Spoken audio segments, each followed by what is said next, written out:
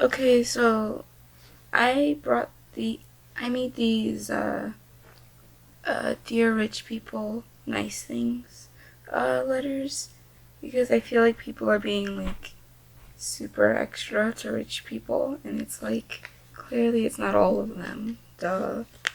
But, like, anyways, uh, I was gonna read out the letter because I haven't really had the opportunity to, like, hand them out.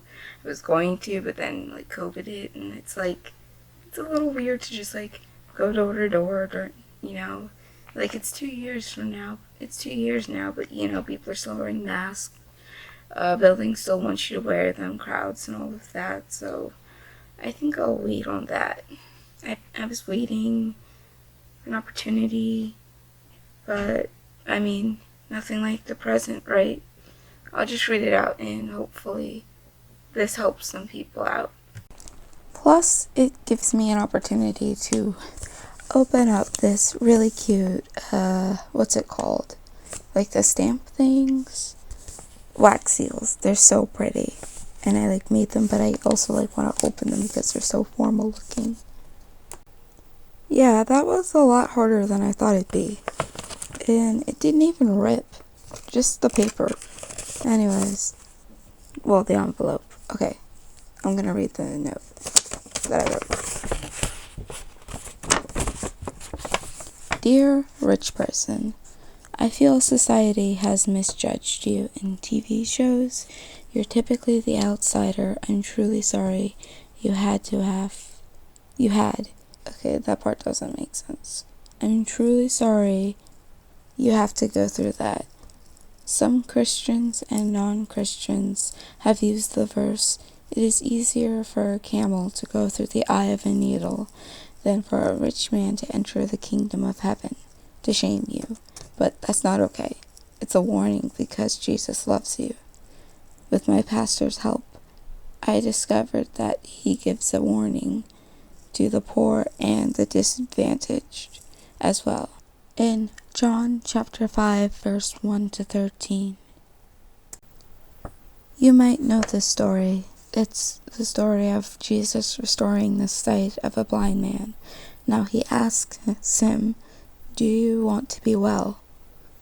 Do you want to get well?" And that's an interesting question because it's like, why would Jesus ask a blind dude if he wants to see again? Well, the reason is because this blind man begs for a living, and you might think this is a little rude to say, but there are it's like, essentially, I guess, like being on government assistance. Some people genuinely need it, but imagine you're just given an opportunity to be able to work, and everything. I don't know how hard it was back then to find a job, but probably not as hard as it is now because the economy's all jacked up, but whatevs. But I don't know, But there is that thing inside of you, do you want to continue being a victim? Do you feel safe in that identity? Or because, say, you have the opportunity to change yourself, to, imagine, the victim, it's they're out of control, they're not in control, I should say, and they're I can't do anything about my situation, and this is very frustrating. But there's also a security, you're where you're supposed to be. You don't need to stress or worry. But if you take that, if you're no, I'm not going to be a victim, I'm going to find a way out of this situation, and if I can decide what to do with my life, that means I can change it for the better as well. And that's kind of what he's saying here. Do you want to get well? My pastor says it a lot better. But essentially, the poor get a warning similar to the eye of the camel warning as well. So they shouldn't be bullying you, just so you know. God doesn't hate rich people. The previous verse, the camel into heaven verse, was Matthew chapter 19 verse 24. And I thought you should know the eye of a needle was a marketplace. It's a really short story. Matthew chapter 19 verses 16 to 30. The gist of it is a man meets up with Jesus and wants to follow him like the apostles do.